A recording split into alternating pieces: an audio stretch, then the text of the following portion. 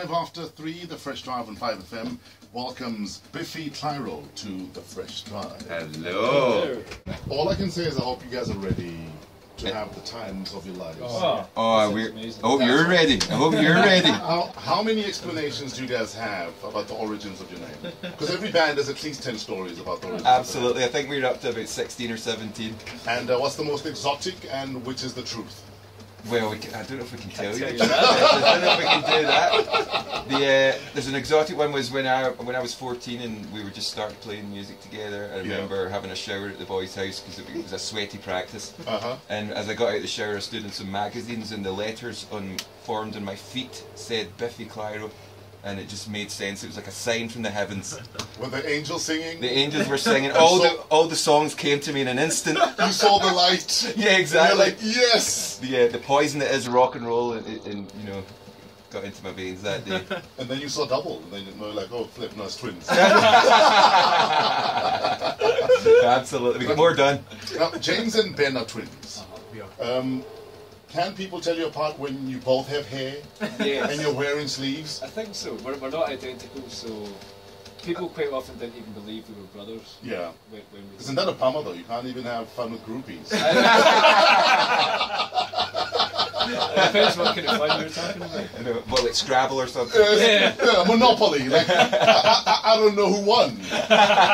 I think actually as the boys are getting older, facially they're looking a bit more alike. When you were younger, you didn't look at all alike, I don't think. No, even as babies, we didn't really look that similar. You know, Ben had bright blonde hair and had red hair. And James was first out. You take all the protein and everything. You were a strong baby, and poor Ben was the last chicken in Sainsbury's. Yeah, that was a tiny thing. I'll have you know, this is the first time ever on this show in 8 years that we've had 3 gingers at the same time. Wow!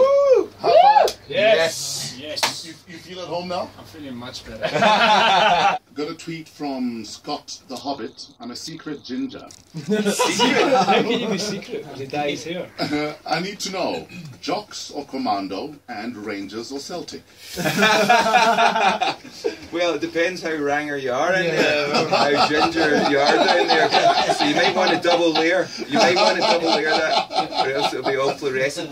And I'm Rangers, I'm afraid. I'm sure I'm getting some boos and hissies, but I'm a Rangers fan. Yeah. Foals in studio. Giannis, how you doing, brother? I'm great, man. It's good to be here. How you doing? I'm good. I found out now from you that your mom's from Cape Town. Yeah, she is. Yep. And how often do you family gather? Not as much as I'd like. I was last here like 2 years ago, and I went straight to Cape Town. I haven't been to Joburg for like 12 years. So. Yeah. I was in Cape Town for a couple of weeks, and I had a great time. I love it there. Do you have any good childhood memories of SA?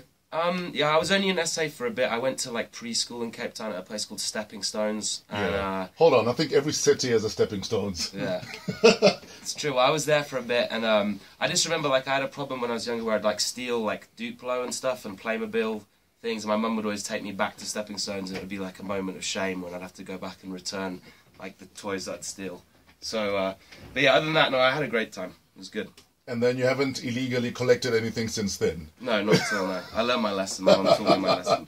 We'd hope so. And tell us about your relationship with your mum, with your family. What kind of relationship is it? It's pretty good. So, I mean, I grew up basically in Britain. I mean, I went to Greece as well. My father's Greek. Oh, yes.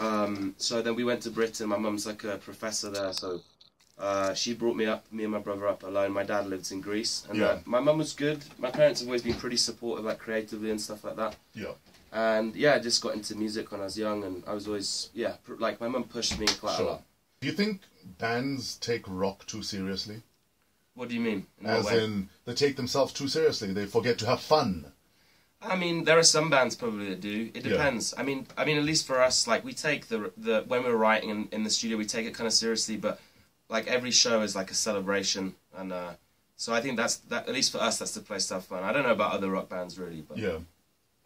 Now, as a frontman, is there like frontman 101? Certain things as a frontman you do or you don't do? And if you were to start a frontman school, like what would you teach there?